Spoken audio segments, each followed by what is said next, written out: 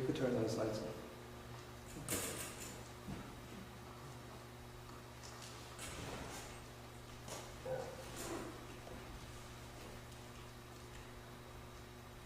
on. Okay, so I'll begin with salutation to the Buddha.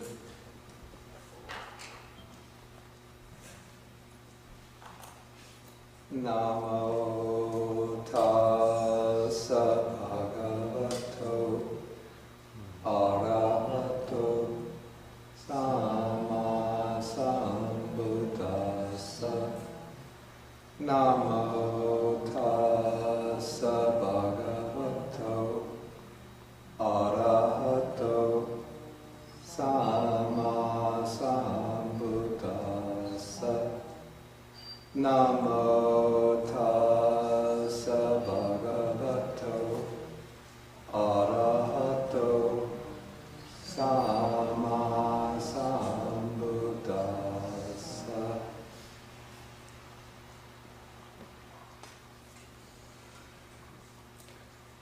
Good morning, everybody.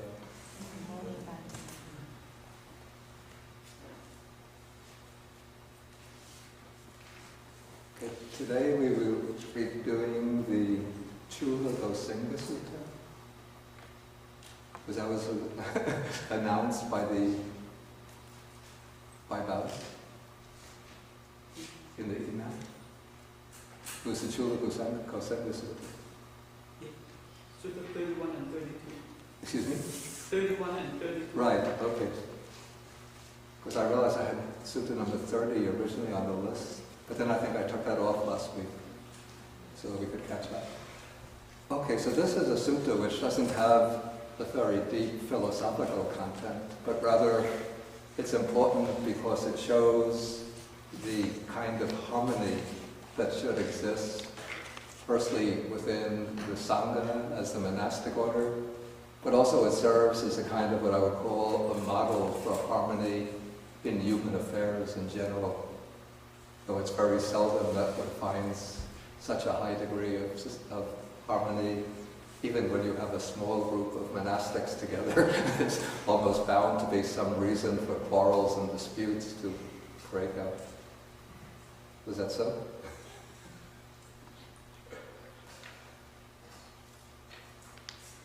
Okay, so the sutta begins when the Buddha was living in a place called Natika, in a dwelling called the Brick House.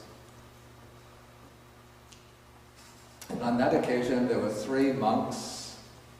The most prominent of them is named Venerable Anuruddha, and his 2 companions are Venerable Nandiya and Venerable Kimbiya.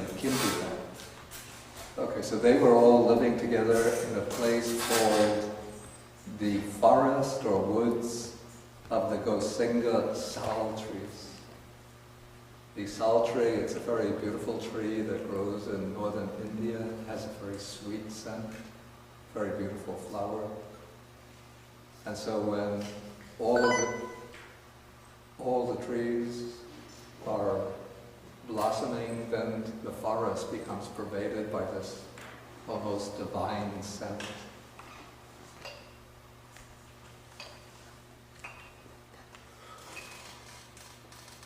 And of these 3 monks, the only one who appears elsewhere in the Nikayas with a prominent role is Venerable Anuruddha. Venerable Anuruddha was a cousin of the Buddha. He was a member of the Sakyan clan, and like other Sakyans, he grew up in a great deal of luxury. And after the Buddha had left the home life and then become enlightened, and when he came back to visit his relatives in the city of Kapilavatthu, his birthplace, the place where he grew up, a great number of the Sakyans went forth and became monks under the Buddha, because the Buddha had become a very prestigious spiritual teacher, and so all of the families thought that it was almost obligatory for one of their sons to go forth and become a monk. Then Anuruddha had an older brother whose name was Mahanama. And so the two of them discussed together which one should become a monk. And Anuruddha was originally hesitant to become a monk. So he said to Mahanama, why don't you become a monk and I'll stay and live the home life, live the household life. So Mahanama said, well, okay, if that's what you want, we'll do it that way. But let me explain to you a little bit about your responsibilities if you remain in the household life. Our family owns a great number of fields. So when the spring comes, you have to see that the fields are all plowed, and you have to do, every day you have to check the fields, make sure that they're plowed properly. Then as the crops are growing, you have to make sure that they're watered every day. You have to make sure that every day that they get sufficient fertilizer. Then when the crops start to grow, when they're full grown, then you have to supervise the harvesting of the crops. You have to make sure that they're all collected, bundled, brought into the storeroom. Then you have to oversee the threshing of the crops. You have to oversee the discarding of the waste. Then you have to see that the crops, some are sold on the market, others are distributed to the families. Then, by that time, it's almost time for the next plowing season. So you have to start to see that, again, that the fields are properly plowed, that the seed is sown, that the crops grow properly, etc., etc., etc. Then Anuruddha asked, somewhat in a mood of exasperation, doesn't this ever come to an end? Then Mahanama said, no, it doesn't come to an end. It goes on this way year after year after year. Then Anuruddha said, okay, you stay and look after the crops. I'll become a monk. Okay, so then Anuruddha went forth and became a monk under the Buddha, and he had a special skill which he developed very early, and that is that he immediately was able to enter into deep states of meditation, and after attaining these states of deep meditation, the jhanas, then he was able to open up what is called the Dipa Chakku, the divine eye. And so with the divine eye, he was able to see other world systems, other realms of existence. He was able to see distant galaxies. Do you know the Hubble telescope?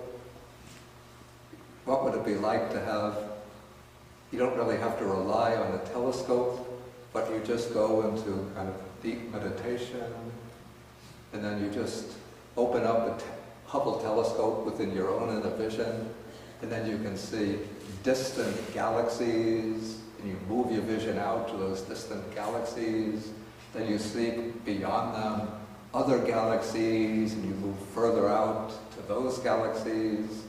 Then you see what looks like stars in the distance, and you move further out to those stars, but they turn out to be galaxies in turn. So this was the kind of vision that Anuruddha had. But even though he had this divine vision, he had to struggle very hard to achieve arhatship. There's a sutta it comes in the Anguttara Nikāya, the Book of Threes, where Anuruddha complains to Venerable Sariputta. He says that I have this divine eye by which I can see thousands of world systems, and yet I'm not able to reach the extinction of the defilements. Oh, he says, yeah, I have this divine eye by which I can see distant world systems. I'm very energetic, very mindful, and yet I'm unable to reach the extinction of defilements. Then Sariputta tells him that you have this attachment to the divine eye. That is a hindrance to you. because you're so skilled in meditation. What's making that sound? Mm-hmm. Okay.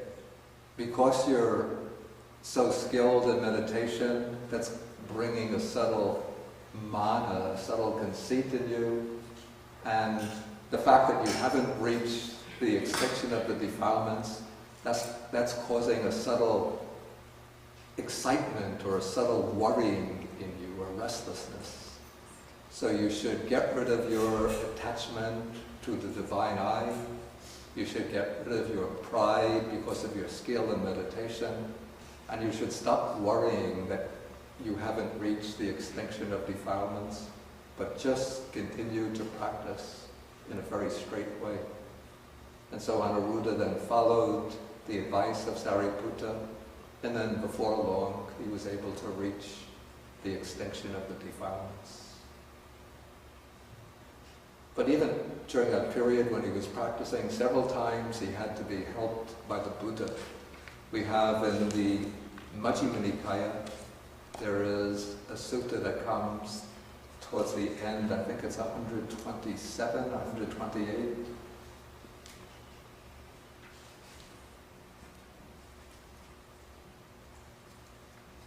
It's 128, where the Buddha goes to visit Anuruddha and his friends when they're meditating in solitude, and then they report to the Buddha that they're having certain exceptional experiences in meditation, but they don't know how to overcome them and to develop wisdom or insight. Then the Buddha gives them advice. And then there's another sutta that comes in the Anguttara Nikāya in the Book of Eights, where Anuruddha, again, he was meditating in solitude, and then 7 thoughts occurred to him, which are called thoughts of a great man, a great person. That this Dharma is for one with few wishes, not for one with many desires. This Dharma is for one who is content, not for one who is discontent. The Dharma is for one who is energetic, not for one who lacks energy.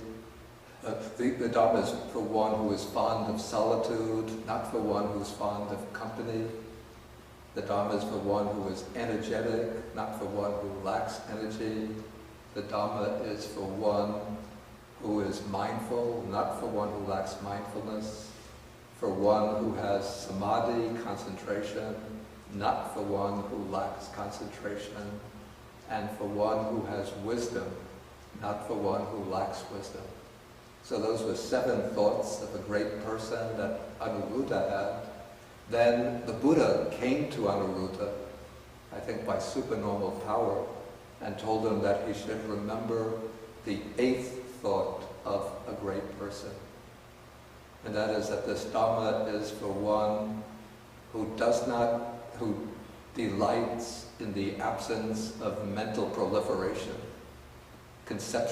the absence of conceptual fabrication, not for one who delights in conceptual proliferation or conceptual constructions. And so these then became the 8 thoughts of the great person. Okay, so this sutta that we're going to read today takes place when Anuruddha and his 2 friends had already achieved arhatship. But as we'll see as we go along, none of them has reported to the other about their attainment of arhatship. Okay, so now the sutta tells us that one day in the evening, the Buddha rose from his meditation. He was living in the monastery or in this dwelling place together with a large number of monks. And the commentary says that the Buddha simply got up very early, put away all of his belongings, took his extra robe and his alms bowl, and left the dwelling place without reporting to anybody. He didn't tell Sariputta, didn't tell Ananda, but he just took off by himself. Why does the Buddha do this? Because sometimes he just likes to wander alone and to go anonymously, not surrounded by a crowd. You know, being a Buddha, it's really like a terrible burden. You know, everybody thinks, I want to be a Buddha. I want to be a Buddha so I could be like the... like every American kid wants to be president when he grows up. Thinks, I want to be president, I want to be president. And so that's the glory, like every mother tells the kid, you're in America, anybody can be president. So we have a talented young kid who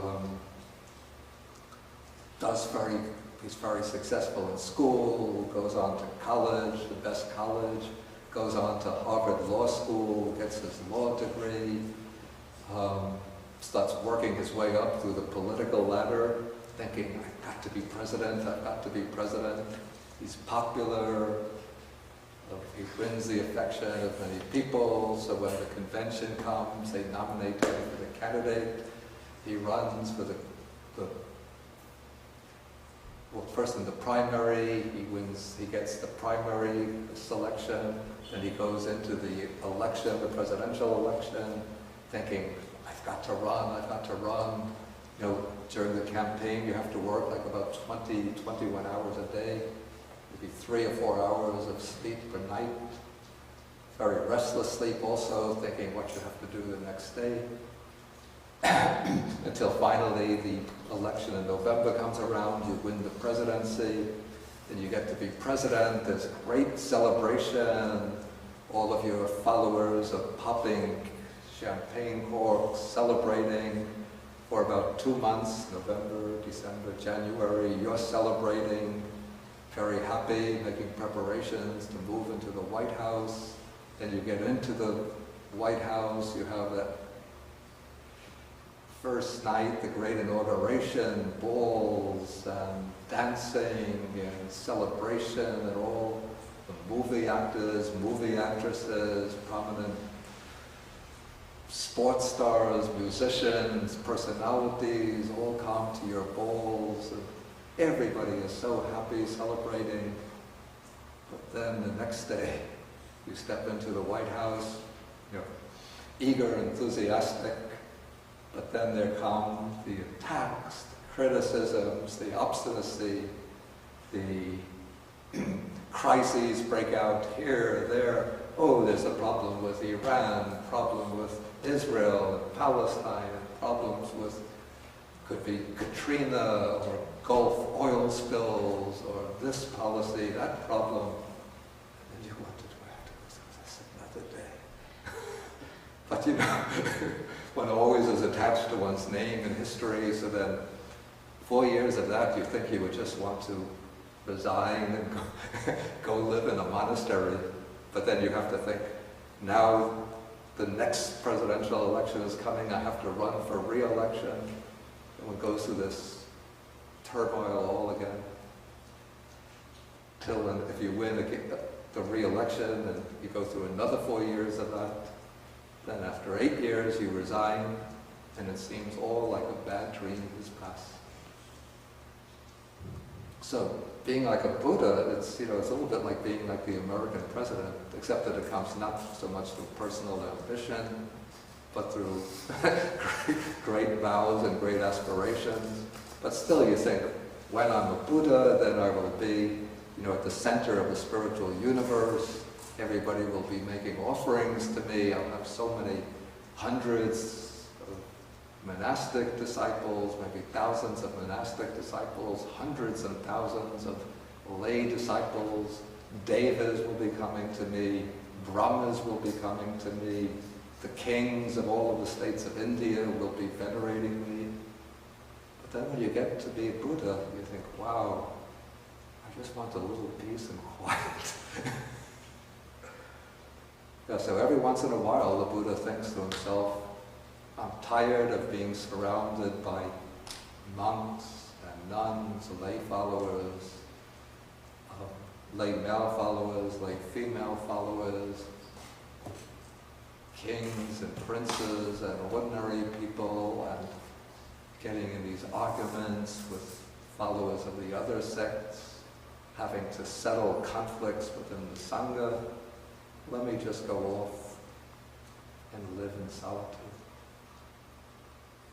Like there's a well-known sutta, or an incident that's reported in the Vinaya, where there was a big conflict taking place in the city of Kosambi, which divided the Sangha very bitterly. And the Buddha tried to reconcile the two factions, but they just said to the Buddha, you stay out of it. This is our business. We could settle this ourselves. And then the Buddha, he thought of the elephant, sometimes the king of the elephant herd, chief elephant, is always surrounded by other male elephants which are struggling, competing with him, trying to drive him out of the position of being the king of the herd. Female elephants who are always trying to win his affection. Baby elephants that are always sort of misbehaving in his presence. And sometimes that bull elephant thinks, let me just abandon the herd and go off by myself. And so the Buddha thought of the king elephant in this way, and then thought, let me also go off and stay by myself. And so the Buddha left the monastery, left the quarreling monks to themselves, and went off to stay in a place called the Parilayaka forest. And while he was staying there were nobody to serve him, nobody to attend on him, except an elephant came to serve him, and a monkey. Okay, so at this time too, the Buddha would have been a bit wary of living together with the whole Sangha, and so he just wanted to go off on his own. And if he were to report to the others, then they would say, oh, let us go with you. Oh, you can't go off by yourself. And then he wouldn't have had the solitude that he wanted.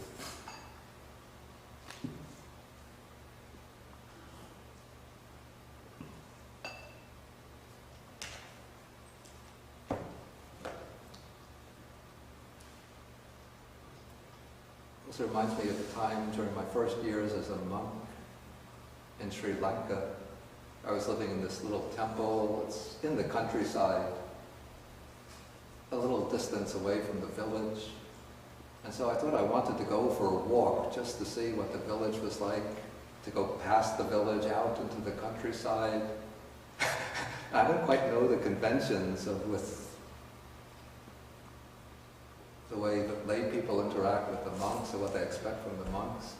And so as I go walking through the countryside, I'm passing, I get out of the village, coming into the countryside, and people see me walking, and then they say, Handane, venerable one, enda, teegak, you bonda, teegak, bonda.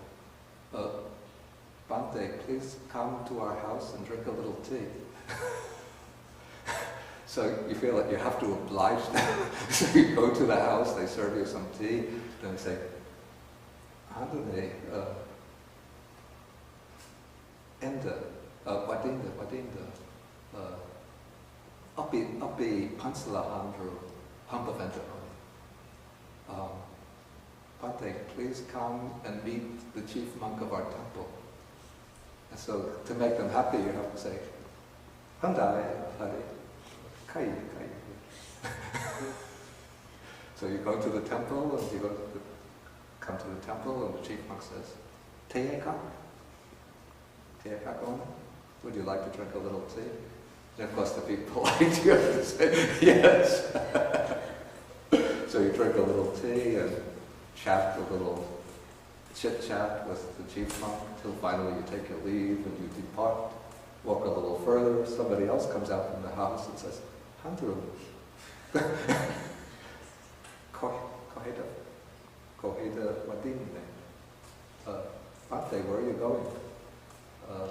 Mama has to take a walk. Avidinda tika. I want to take a little walk. Oh, hantu. Api gevra et vadinda teyaka. Venerable, please come to our house and drink a little tea. So it becomes very difficult to get away. Okay, so here the Buddha, fortunately, he's not walking apparently through woodland, so he's not going to be held back by people inviting him to come to their house to drink some tea. So finally he comes to this park of the Gosinga solitary wood.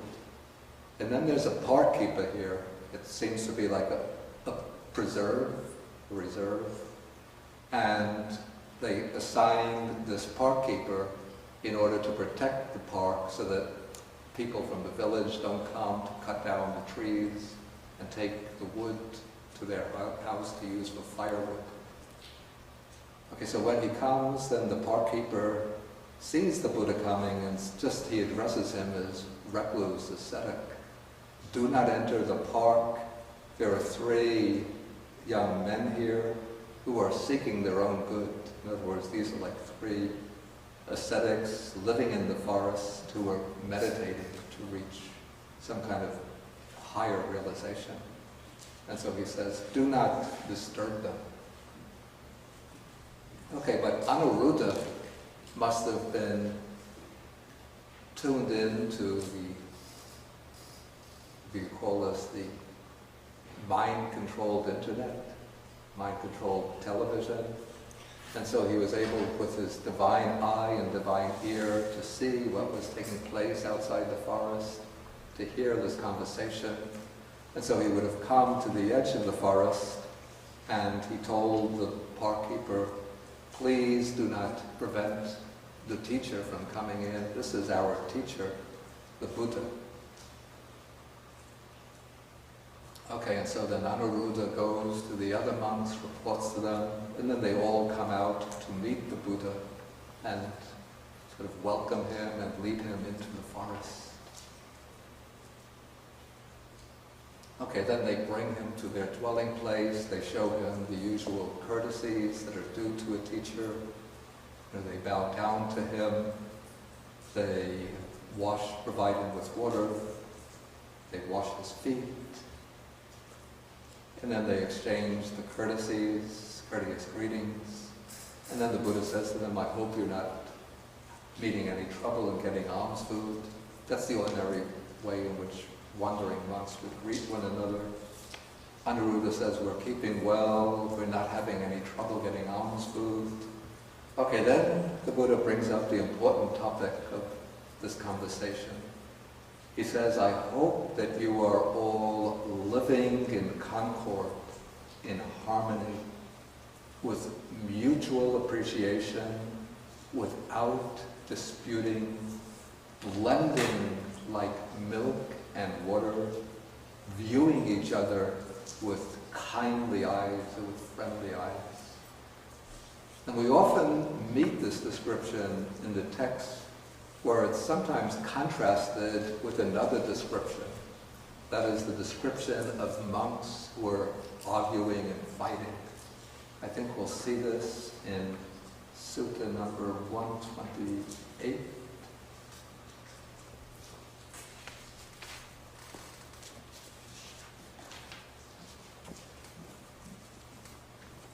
Yeah, on page 1008, the very first paragraph, where it says, on that occasion, the monks at Kosambi had taken to quarreling and brawling and were deep in disputes, stabbing each other with verbal daggers. Like their tongues become knives or swords. And so when they speak to one another, they're insulting each other, abusing each other, reviling each other, speaking harshly to one another.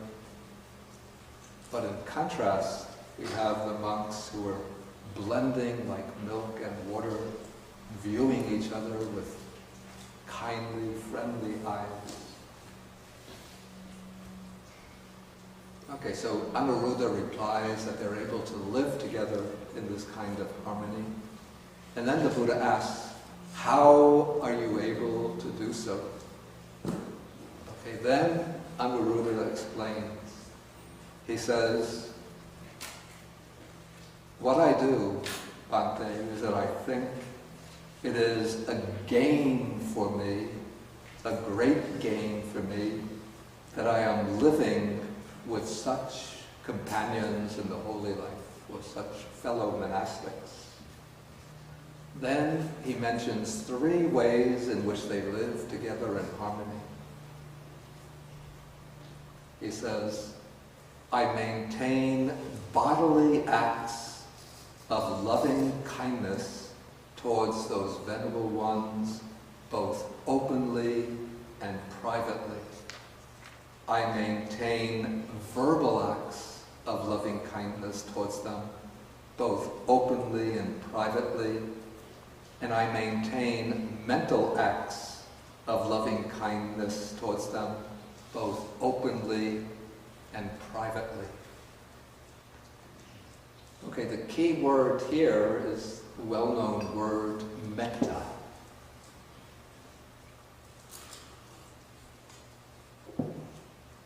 Usually when we think of metta, or we hear about metta in Buddhism, we immediately think that it means doing a particular type of meditation. Like, what kind of meditation do you practice? What is your practice? Oh, my practice is loving kindness meditation, metta bhavana. But the person might not pay much attention to how they act and interact with others. But the Buddha speaks about 3 ways of developing metta, 3 ways of practicing metta.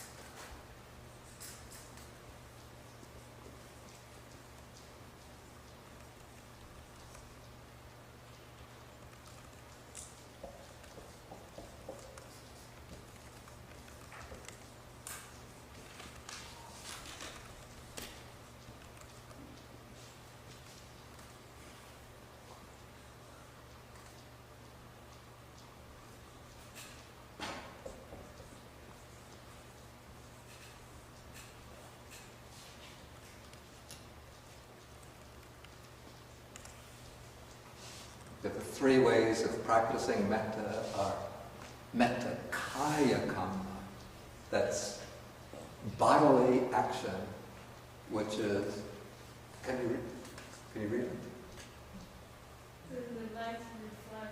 Oh, let me turn it to a different angle.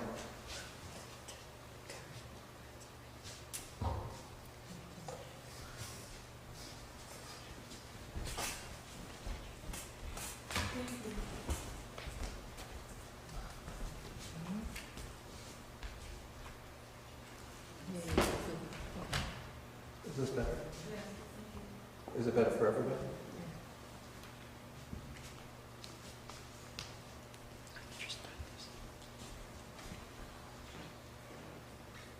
Yeah, and make sure. Okay. After you get the camera on this, then don't leave it on that, because then the reflection comes.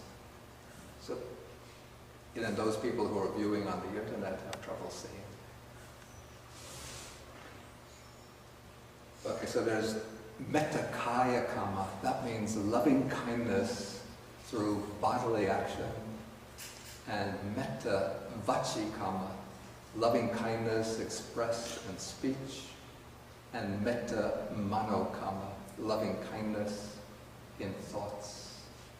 And then each one is to be practiced in both ways. He says, towards them both openly and privately. So, for example, one can practice loving kindness by bodily action openly by, say, if one of the other monks gets sick, then his companion might bring him some hot water, bring him some medicines, might call a doctor to come to see him. If he's carrying some heavy load that he can't manage all by himself, he might help him to carry the load. So this is doing good, kind deeds towards him openly. And he could do also good deeds towards him secretly. For example, if maybe somebody could think of it, how would you practice loving kindness towards somebody privately or secretly so that it's not done openly? You do things like arranging their chair before they arrived, and like arranging their things and supplying food and so on. And just like putting sweet things in the fridge for them, things like giving them food. Infinite number of ways. Any other ideas? Sit players. Excuse me? Sit players. This is bodily action. Oh,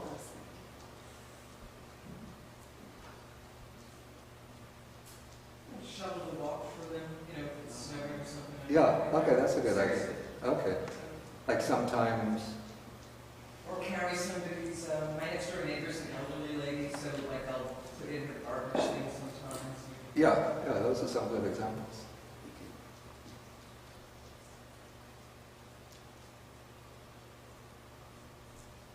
And so in Buddhism we attach like a special significance to doing good deeds for others almost secretly without seeking any kind of recognition, acknowledgement for what we do. Okay, then there's maintaining loving acts of speech towards others, both openly and privately. Openly, of course, means you speak to them gently, in friendly ways, with soft voice, inquiring after their well-being. And how does one speak loving words to them privately or secretly? You can praise them to others. Right, okay, that's a good example. So you speak highly of them to others. Any other ways this might be done?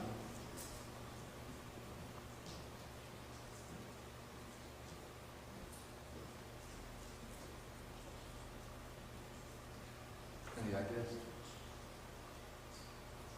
Or you could take the blame for something that they did. It's a bit extreme, but I actually saw that done once. I made a mistake or dropped something in company with someone else, and later when they were explaining what had happened, they said, we dropped the thing. When it was just me, it had just been me, but they said, we dropped the thing. And I thought, when they said that, it was very good and unusual example.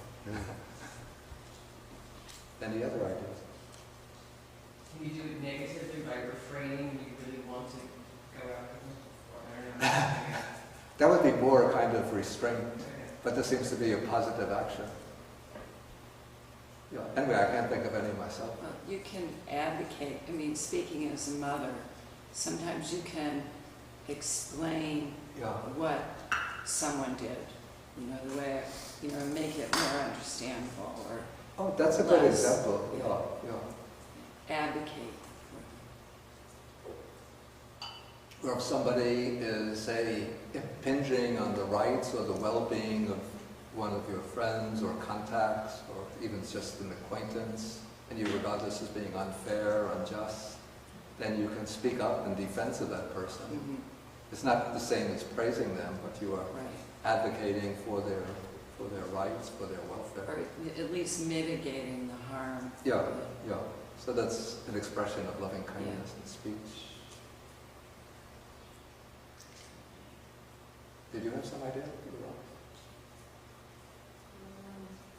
I don't know if this is considered privately, but say if either a political leader or a leader of a movement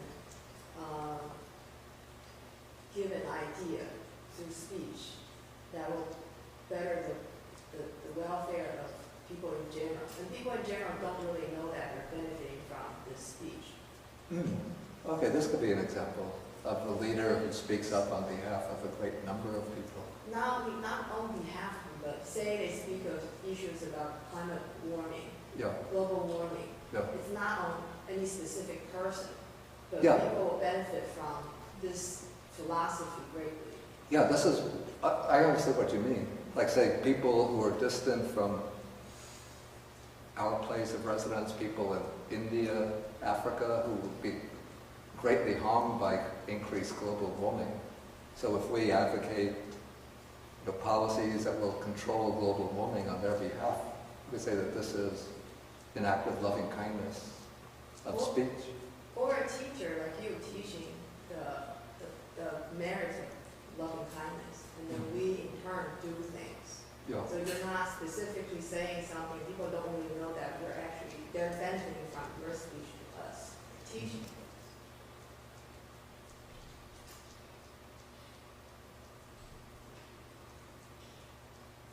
Okay, maybe one example just occurred to me just now.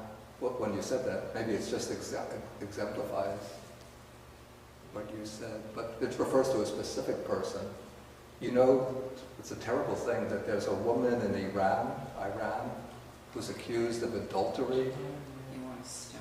and they want to bury her in sand with only the head emerging from the sand, and then they want to stone her to death.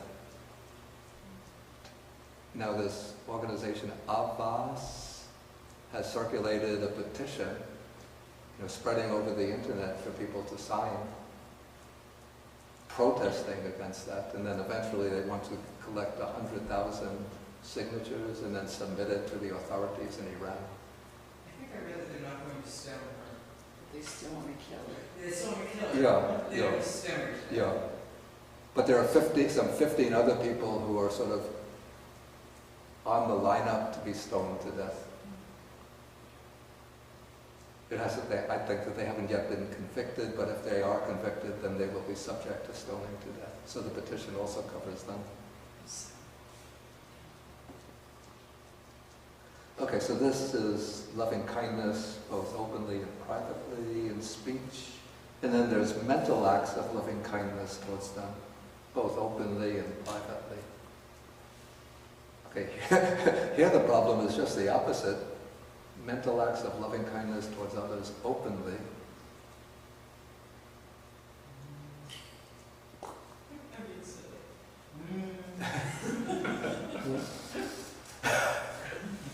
Yeah, I mean, maybe there's a feel, maybe people can feel it if you just adopt a loving mind. You can change your intention, in your work. Yeah. I know in my work as an editor, I try to shift towards doing good, Yeah. selecting articles that would help Yeah. somehow. Yeah. So would that be a mental act to that one's intention turns towards metta? But is that openly? I'm not sure. Because it manifests. The Yeah. manifestation would be. Yeah, actually, it seems that there's sort of like complex intersections of bodily, verbal, and mental. So it begins with the mental, but then if you select an article, you pass it on to a copy editor or something, or to the people who work on the magazine. That might be called verbal. But probably we would say it's basically a mental act.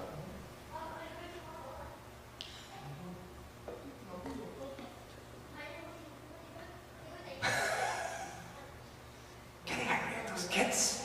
Tell them to shut up.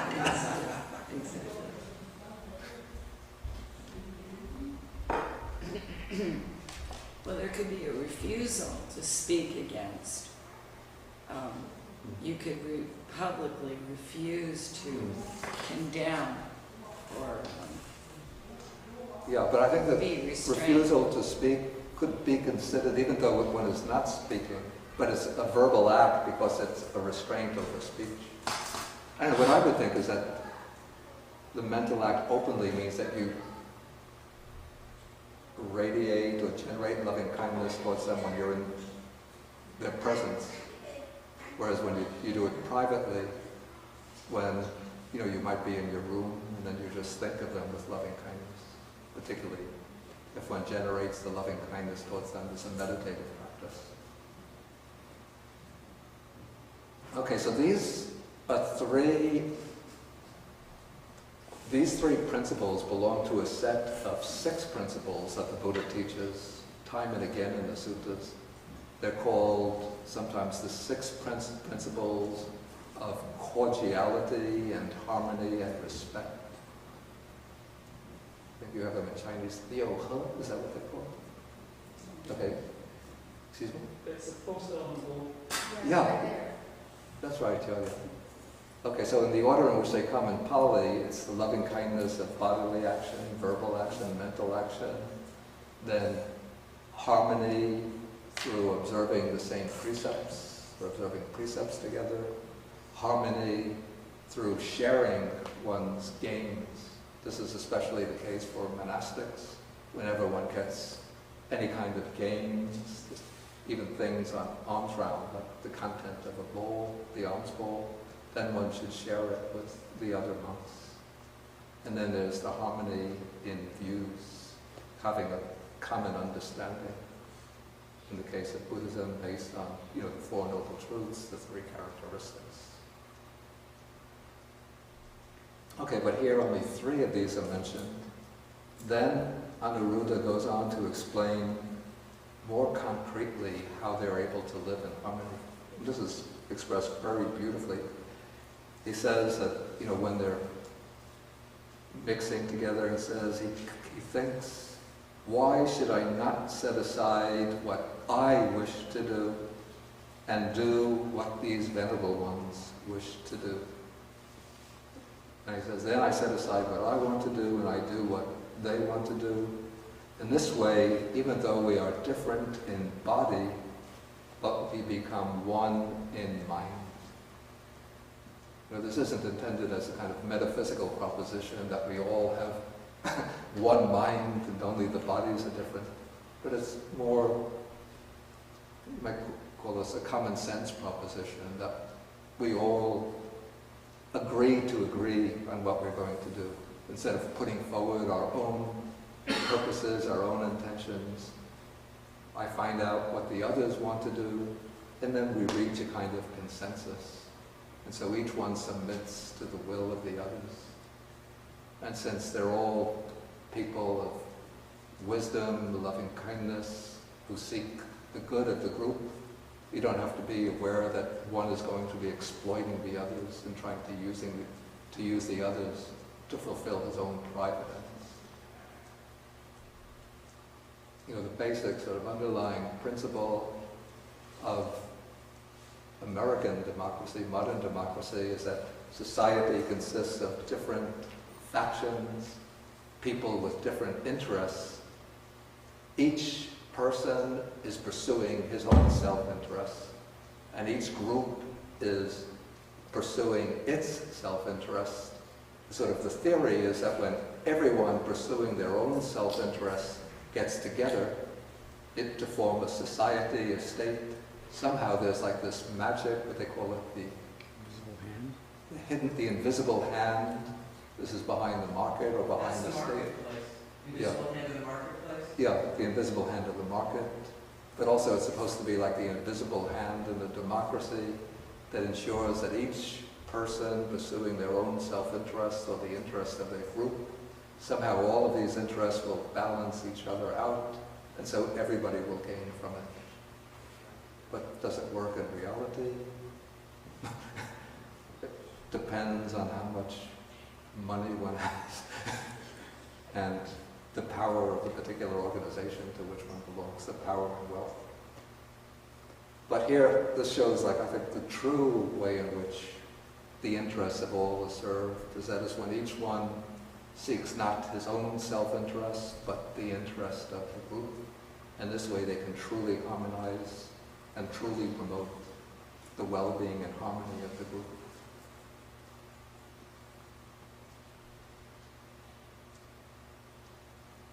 Okay, so then that's how Anuruddha explains their ability to live together in harmony.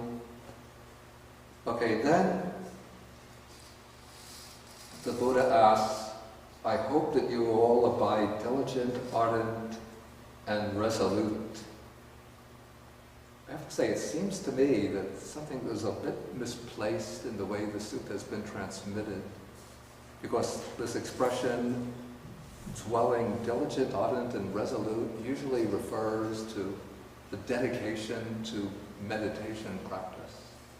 And yet the way Anuruddha is going to answer this in the first place, it doesn't relate to meditation practice, but it's more an expression of their group harmony in the way they conduct their everyday affairs. So this seems to illustrate better the way they live together through bodily acts, verbal acts, and even mental acts of loving kindness, rather than dwelling ardent, diligent, and resolute, which will come later.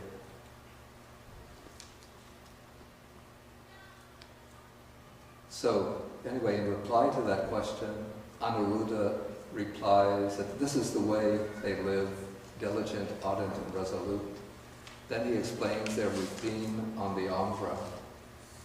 He says, whichever of us returns first from the village with alms food, prepares the seats, sets out water for drinking and for washing, and puts the refuse bucket in its place.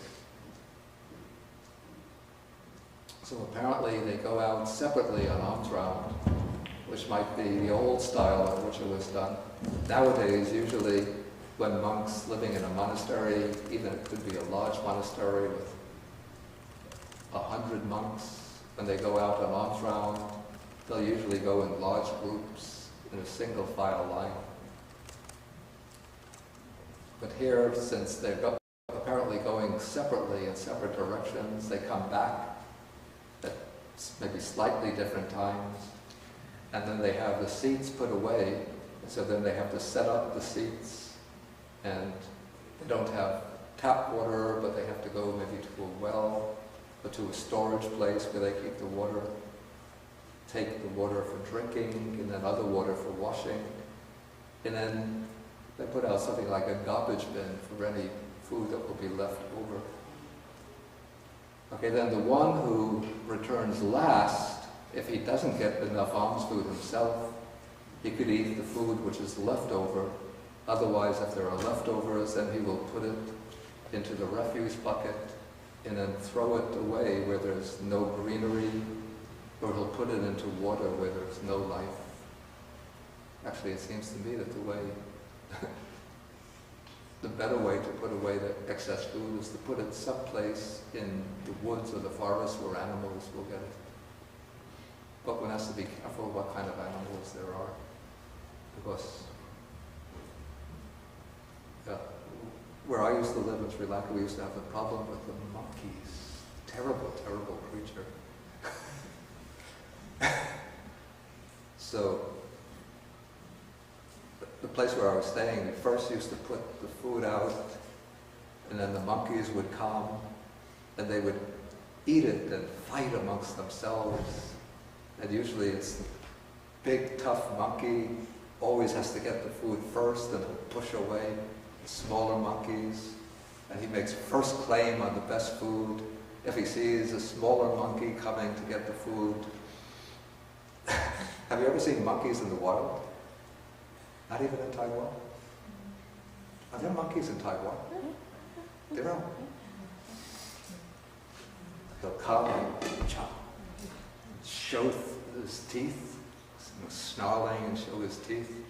And if a little monkey comes to get it, jump on the little monkey, sometimes bite the back of the little monkey and chase the little monkey away. Till he's had his full, then he'll go off and then the other monkeys come. And I'm sorry to say this, but we speak about patriarchal society as though we're like a human invention, but we could see it in the monkey world. It's the big male monkeys who get the food first, and then the females get the food after the big male monkeys have gotten it, and then they take the food for their children. but the big male monkeys don't care whether the children get food or not.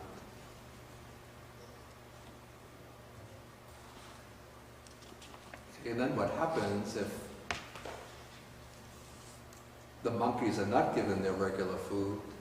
Then they get very angry and vindictive, and they come to the place where you're living and they pound on the roof, pound on the door. Yes, truly, truly. I'm not exaggerating.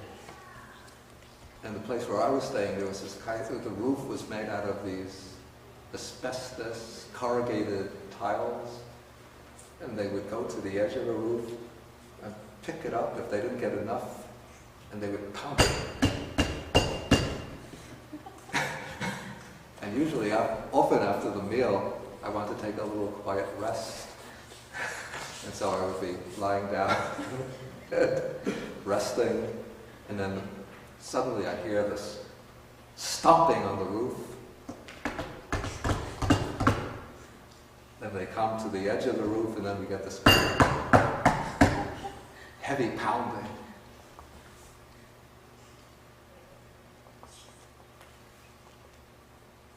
And sometimes the monkeys, if they get really angry, they'll attack the human being.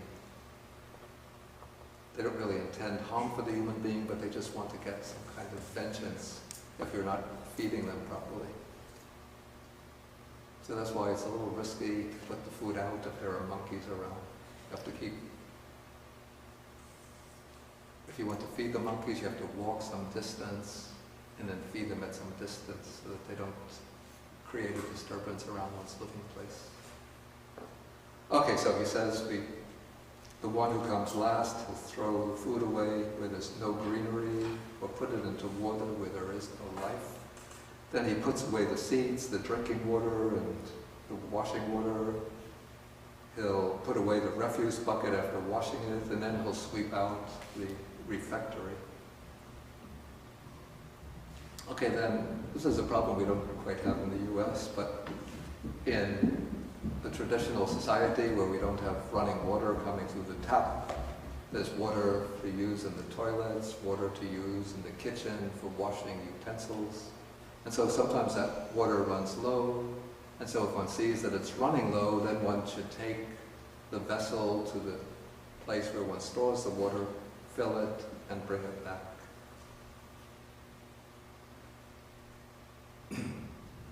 Okay, but then if the vessel is too heavy, what Anuruddha says is that we call somebody else by a signal of the hand, has kind of hand gesture to call a person, and then together they will lift that heavy water vessel and carry it and bring it to the appropriate place. But he says, on this occasion, we don't break into speech. So for 4 days out of the 5, they're observing together noble silence. Even though they're arhats, so they can't have any disturbance to their meditation, but it seems that they just want to have a mind which is completely free from an obligation to engage in conversation.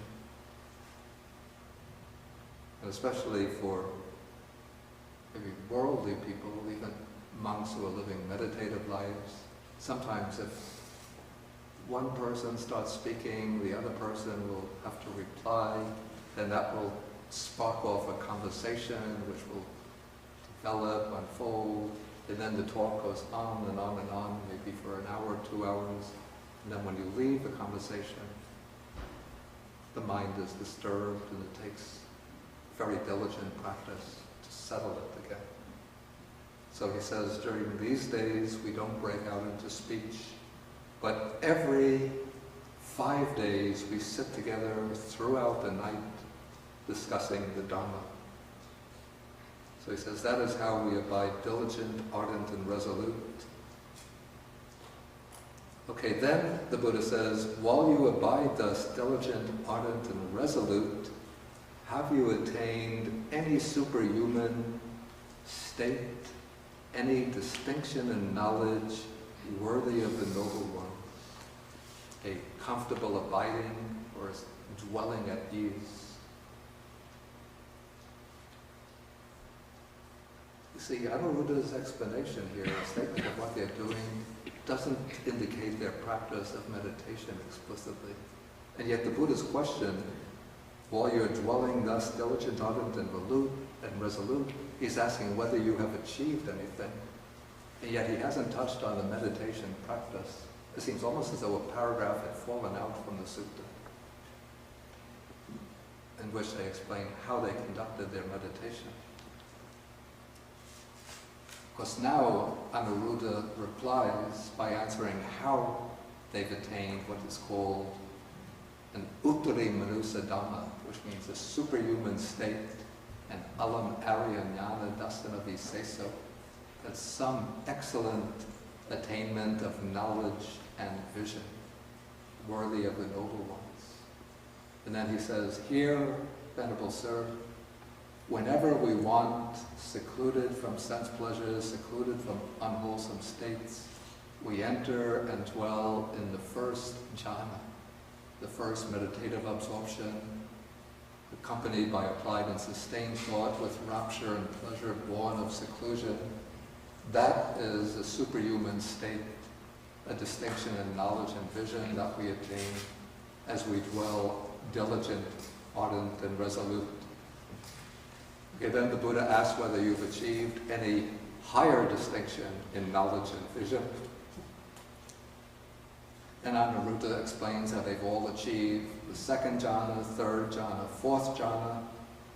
Then he goes on to explain how they've all achieved, I'm going down quickly, paragraph 14, how they've all achieved the base of the infinity of space.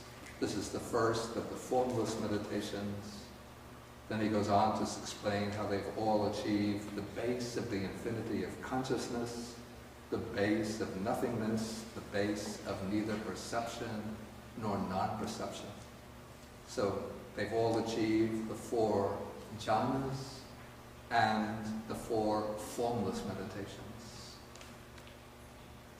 Okay, then the Buddha asks, paragraph 18, is there any further superhuman state, distinction in knowledge and vision that you've attained?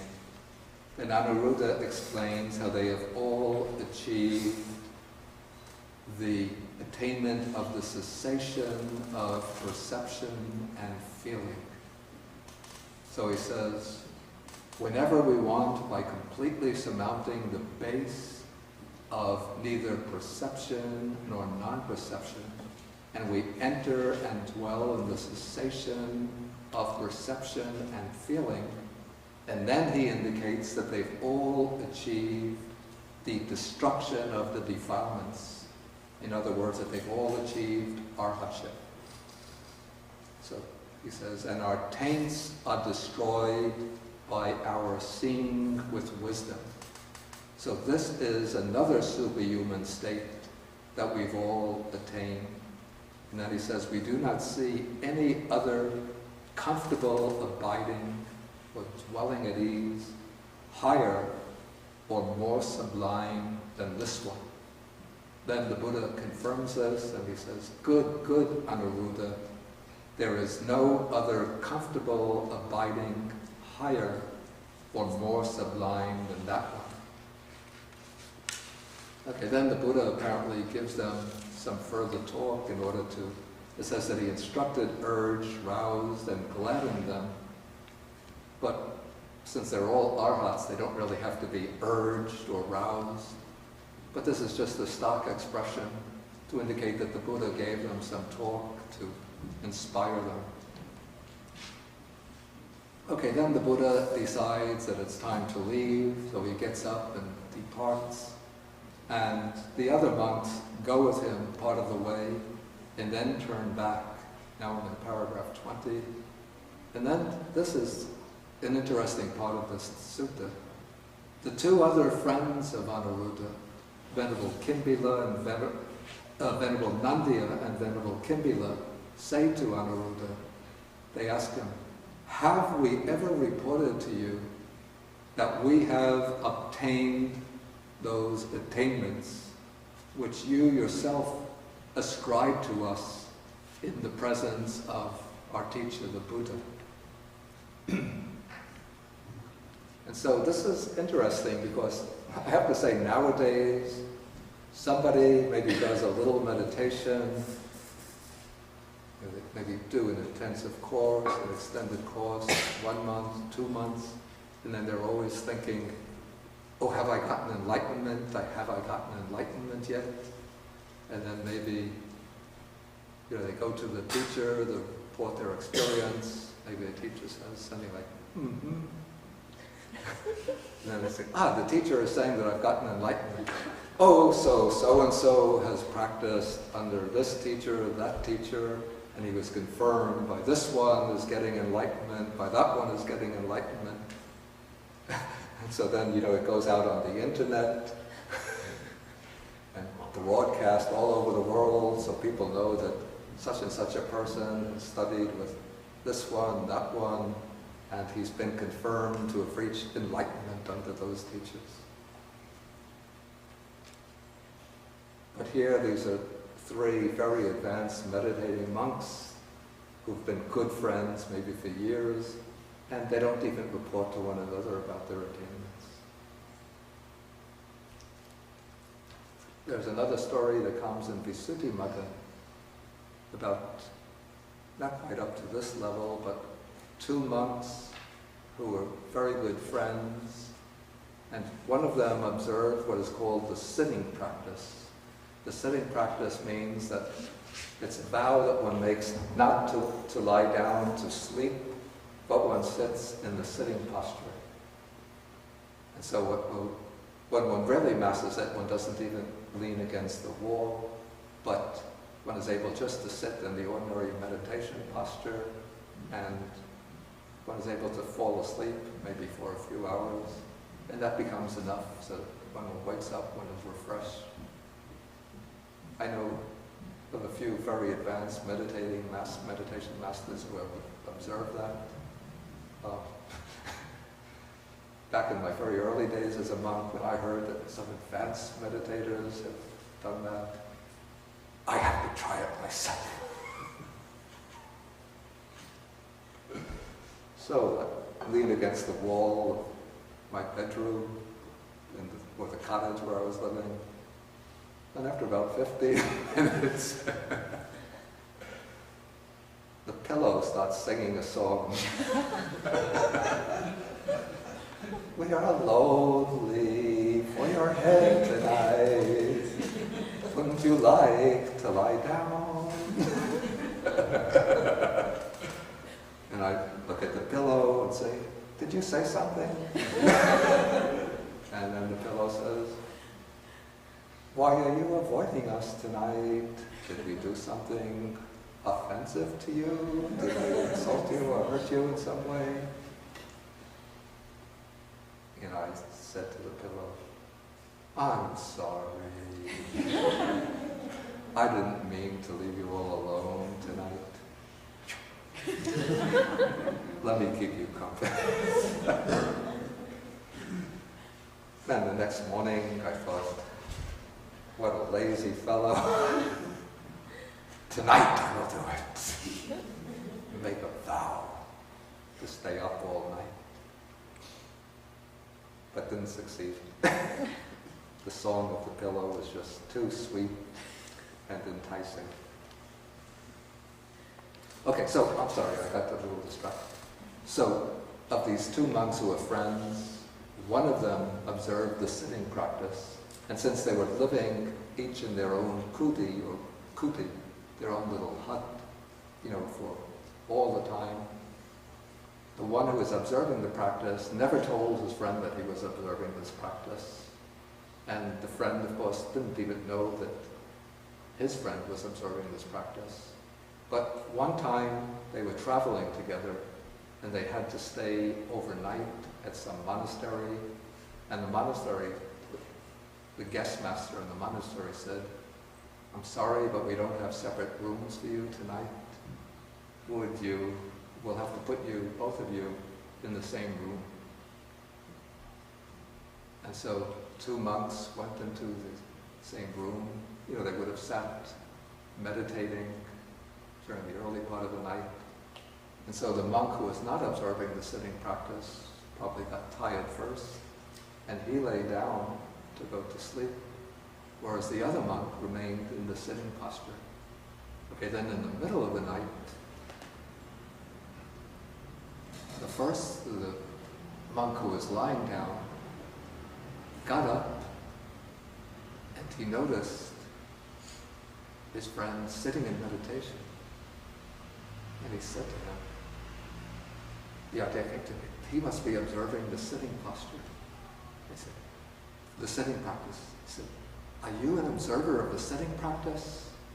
And his friend was so modest, he didn't want even his close friend to know that he was observing that practice.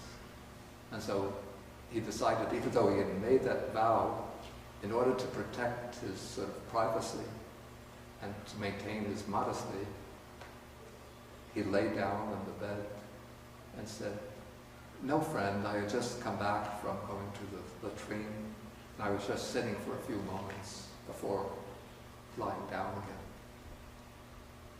Then probably when his friend fell asleep, then he got up and resumed his sitting practice.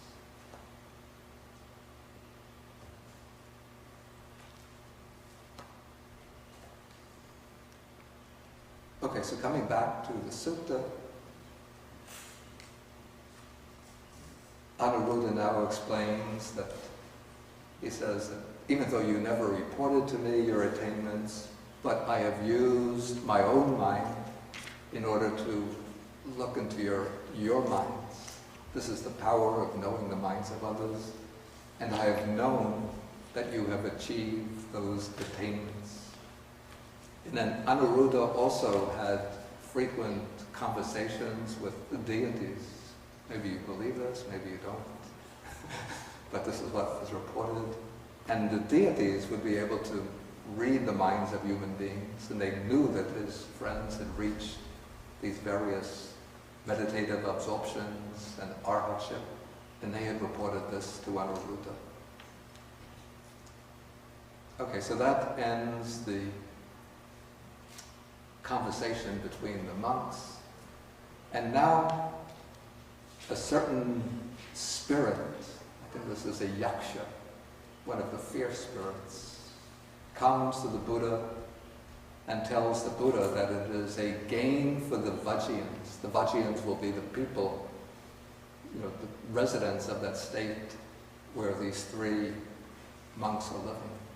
It is a gain for them, a great gain, that the Tathagata is living amongst them, and these three young men, Anuruddha, Nandiya, and Kimbila, are living here.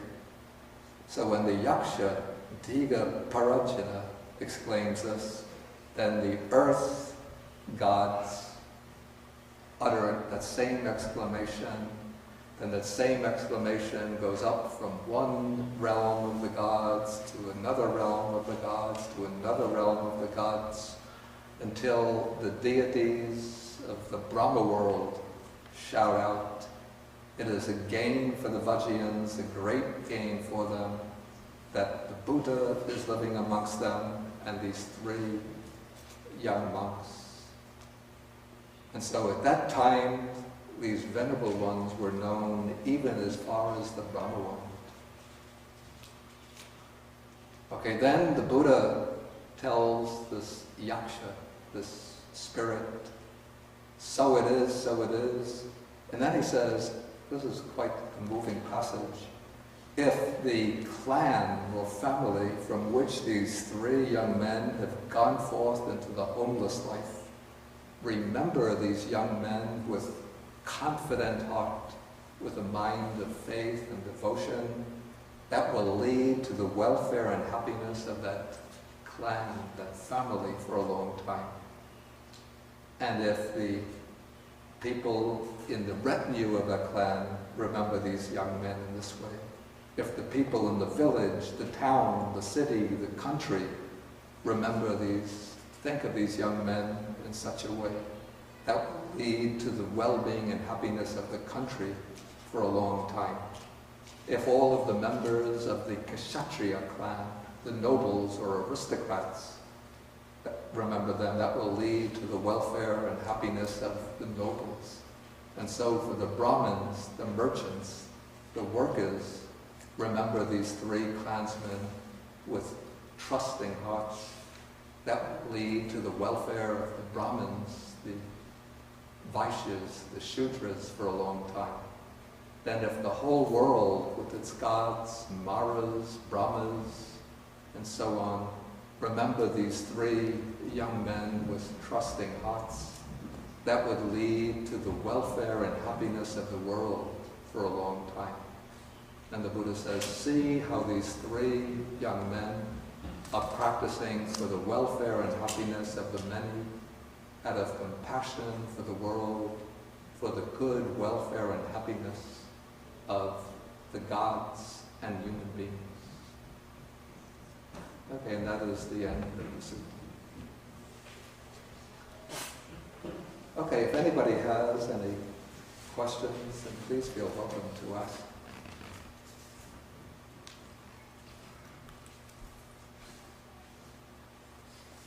I just have one comment. It says they would spend all night discussing the Dhamma every 5 days, but apparently they wouldn't discuss meditation or insight. Yeah, it struck I'm me curious too. to know what it was they were talking about. Yeah. I have to say it is a little bit strange Yeah. that they could discuss the Dhamma without giving some indication of their experience. Yeah. And then certainly if they're speaking, say, if one is speaking about the jhanas, one would get the suspicion, is he speaking from direct experience or is he just quoting the books? So there aren't any books. Yeah. And if he's just quoting the books or what they've heard from the Buddha, they probably have all heard this, so there's nothing really additional to report. And then if he's speaking beyond what the Buddha himself has said about the jhanas or about the insight knowledges, you can pretty much tell when somebody is speaking from direct experience and when he's just quoting what the books say. So it seems almost as though, well, it often occurs to me, I have to say, that sometimes the suttas are framed and worded not to conform to our realistic expectations, but to convey messages. Right. Yeah. And so like the message is, to be modest about one's own attainments and not to go boasting about it to others immediately. Okay, let's take Treya.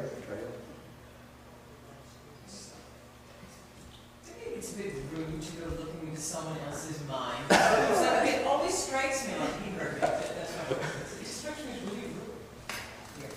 For all of those here in the internet land, my comment was, does it seem rude to read someone's mind? And in witchcraft, that's known as overlooking, which is considered a dodgy practice. If I want to know what you're up to, I can overlook you. Considered wait. Considered a what practice? Dodgy, you said? Dodgy. It's really dodgy. Not good. Bad tongue. Yeah, I have to say, I mean, we hear that maybe the National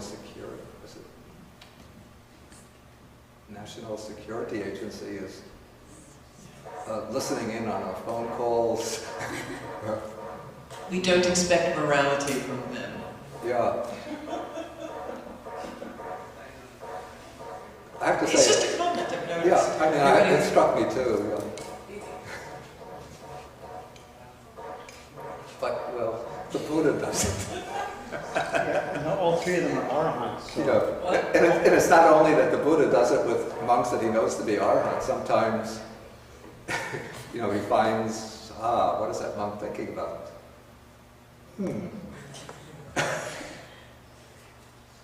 Has he been reading Playboy in his spare time? Then he'll come over and scold the monk. You shouldn't be thinking in that way, but you should be thinking in this way.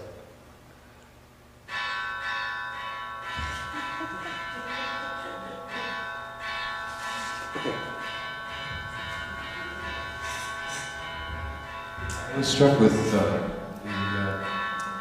story of the one monk declining to reveal that he was practicing the sitting posture for the sake of the other monk. Yeah, let's hold off a few seconds till this. It seems exceptionally loud today. Long. And exceptionally long.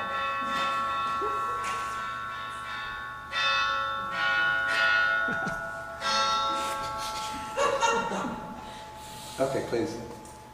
You related something in the Sutta which one of the monks said to the other monk that he was not practicing the sitting posture as he was sleeping. Did I hear that correctly? Actually, if I said that, I wouldn't have said that, because that would have been false speech. That's why I raised the question. Yeah. Was he not telling the truth when he said he was practicing in order to spare the other monk's feelings out of metta?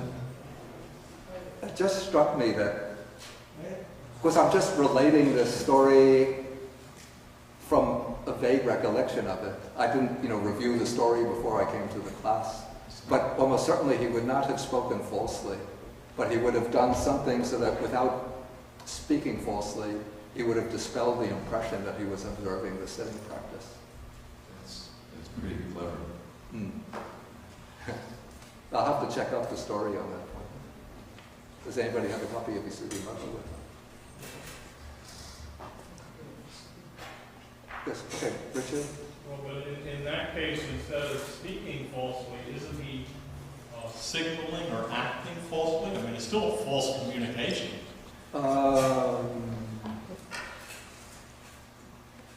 Again, I'd have to look at the story to see how it takes place. But again, it might be a fictional story to convey the importance of sort of modesty about one's practices. But I have to say exactly what the story says. Oh, I mean, whatever the story is, presumably there are many incidents like that. Yeah. What I'm saying is, it's easy to deceive oneself about the forms of one's own deception. There are all kinds of politenesses which are meant to conceal things that you don't want other people to know. Yeah. There are lots of ways there are enormous numbers of ways of deceiving oneself and others. Yeah. And you have to, Yeah. like, false speech doesn't really say it all. There are false actions and there are false gestures and it works.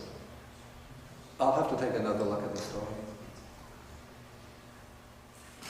Okay, we'll take one more question and then we'll have to break for lunch. I know that you mentioned the conspicuous lack of a reference to meditation, but I wonder if the sutta means to suggest that if we live in a more deliberate way, keeping more silent, is that a way to attain, it's at least the first jhana, in the midst of ordinary activity?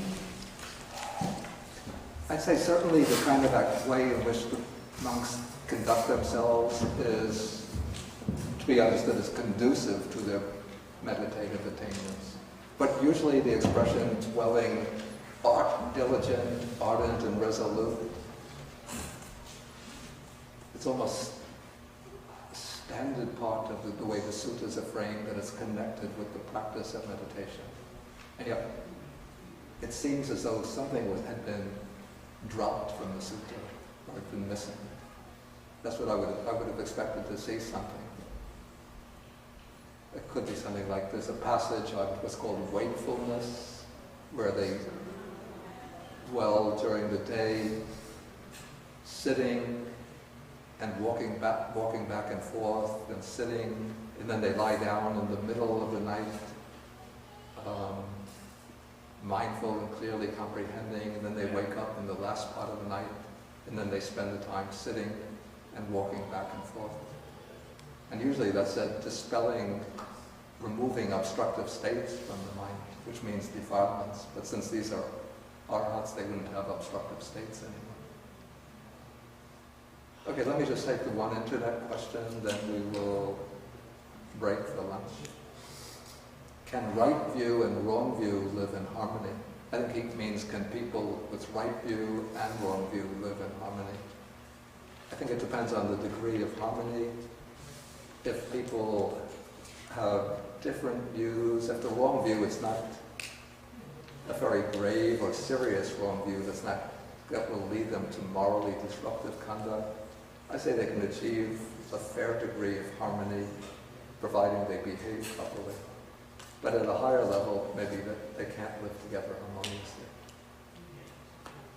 Okay, let us end with the sharing of the merits, so that devas of the earth deities will share in the merits. The devas of the four great kings, the Tavatimsa devas, all the ways up to the Brahma will share in our merits.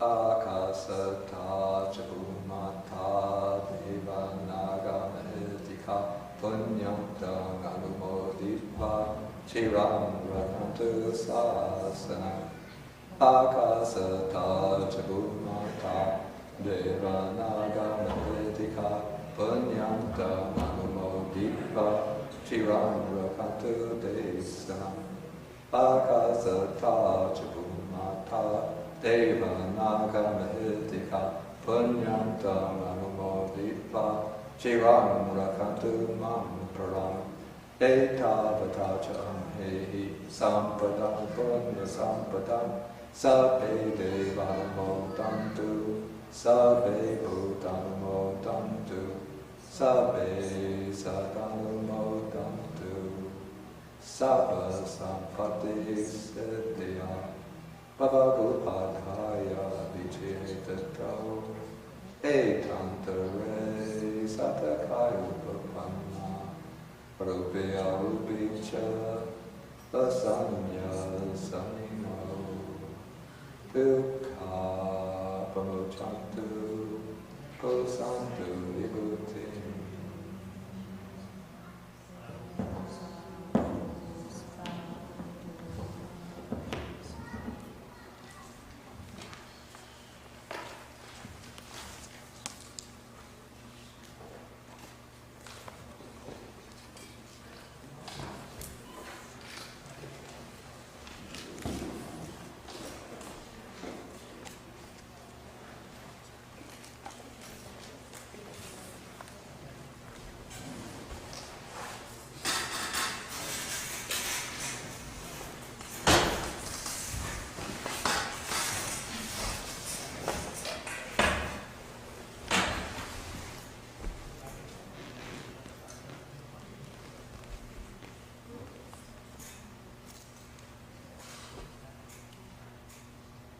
Okay, let us do 3 hours.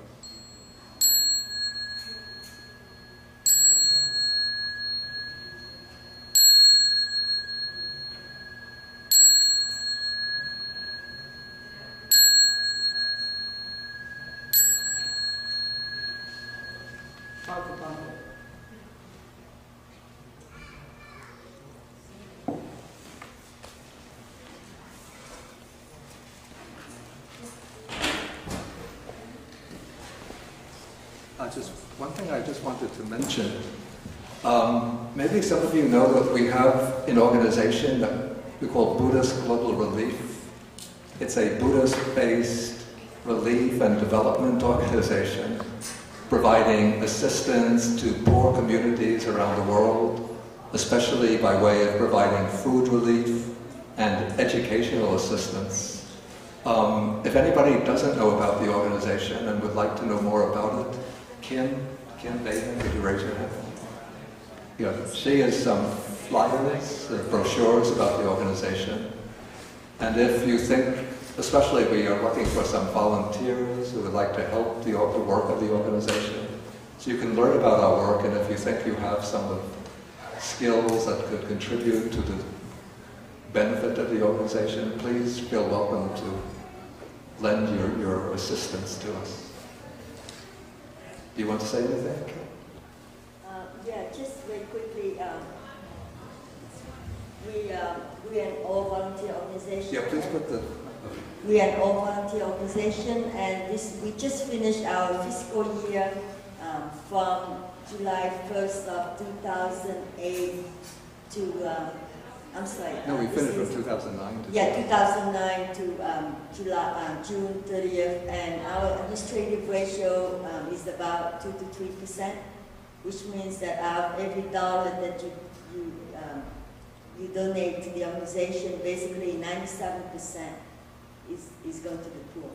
So, and because we're an all-volunteer organization, we depend on volunteers to help us with various aspects.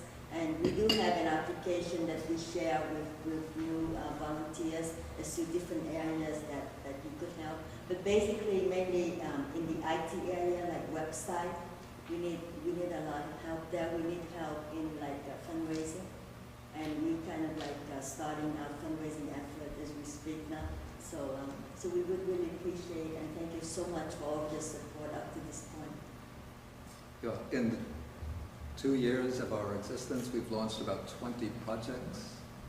And and several in Cambodia, Vietnam, Burma, India, in Africa, in Niger and Mali, and most recently we launched a project in Central Asia. This is Afghanistan and Pakistan, helping poor girls in remote villages to go to school.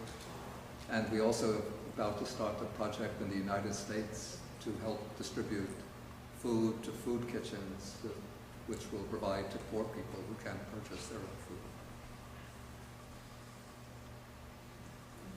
And I can bring the brochures the boxes. Okay, yeah. You could just put them out, and those who don't know about PGR can take brochures.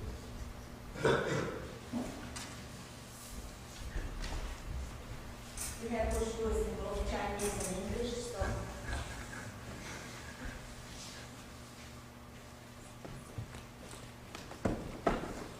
So these are the English brochures, and then we have some in Chinese.